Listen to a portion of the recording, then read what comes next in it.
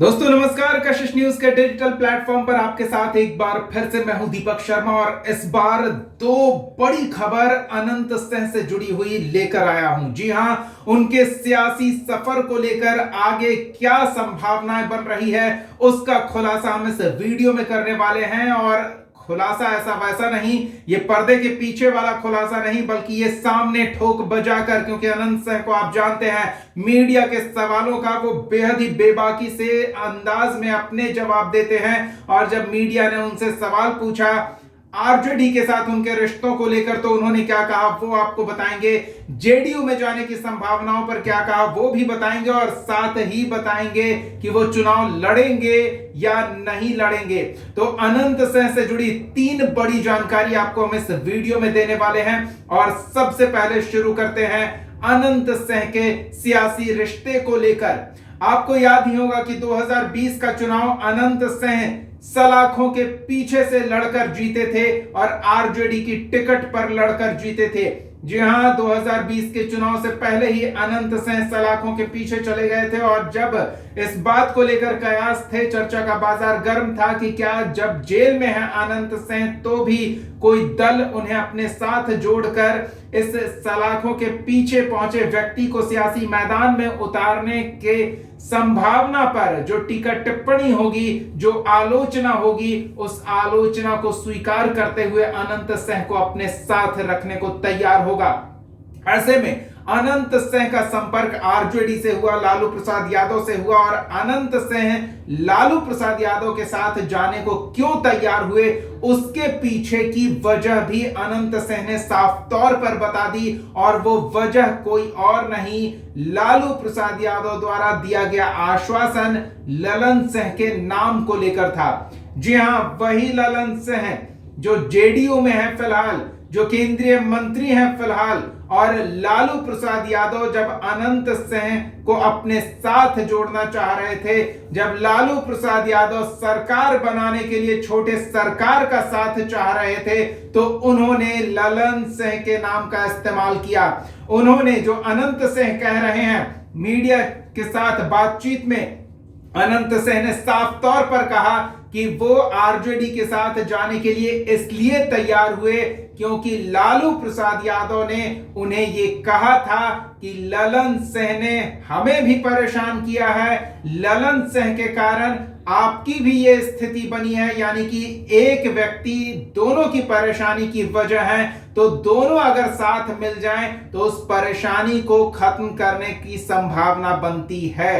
और इस संभावना को देखते हुए लालू प्रसाद यादव ने जब टिकट दिया तो अनंत सिंह चुनावी मैदान में आरजेडी के विधायक के तौर पर जीतकर दिखा देते हैं और विधानसभा में अपनी मौजूदगी दर्ज कराने को तैयार हो जाते हैं, वो भी तब जब वो सलाखों के पीछे ही रहते हैं। आपको दूसरी बड़ी खबर से जुड़ी जानकारी दे दें कि क्या अब एक बार फिर अनंत सिंह जब बाहर आ गए हैं तो लालू प्रसाद यादव के साथ जाएंगे या नहीं जाएंगे। इससे जुड़ा सवाल जब पूछा गया कि 2020 में आप आरजेडी की टिकट से जीत चुके हैं, तो क्या 2025 के चुनाव में भी वही समीकरण साधा जाएगा, आरजेडी की ही टिकट पर आप चुनावी मैदान में उतरेंगे। तो यहां अनंत सिंह का दर्द छलका। जी हां, अनंत सिंह को जो बात कचोट रही थी, जो बात उन्हें तीर की तरह चुभ रही थी, जो बात कांटे की तरह दिल में उनके दर्द पैदा कर रही थी, वो दर्द इस सवाल के साथ तुरंत बाहर आया और अनंत सिंह बदले की बात कहते सुने गए। जी हां, सियासी बदला लेने की बात कहते अनंत सिंह सुने गए। और उन्होंने साफ तौर पर कहा कि उन्हें इस बात का बेहद मलाल है कि जिस व्यक्ति के साथ वो खड़े हुए, वो व्यक्ति जब वो समस्याओं में घिरे, जब उनका बुरा समय चल रहा था, तो उसने उनका साथ नहीं दिया।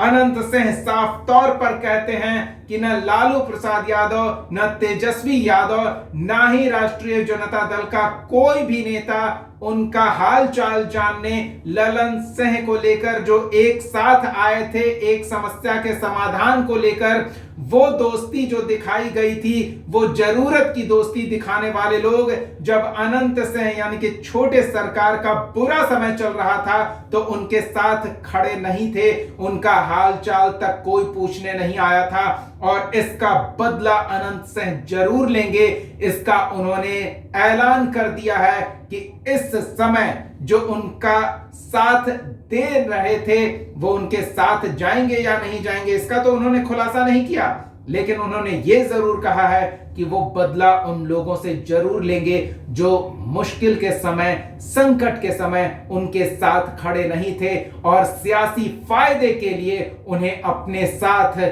सपने दिखाकर जोड़ चुके थे और उनका फायदा उठा चुके थे। ये तो दो महत्वपूर्ण कड़ियां हो गई। अब तीसरी महत्वपूर्ण बात है कि आगे अनंत सिंह किसके साथ, किस दल के साथ चुनावी मैदान में दस्तक देंगे, चुनावी मैदान में दस्तक देंगे या नहीं देंगे, मंच के पीछे से सियासी समीकरण को साधते नजर आएंगे अनंत सिंह। तो जब इससे जुड़ा सवाल अनंत सिंह से पूछा गया तो छोटे सरकार ने 3 अलग अलग जवाब दिए।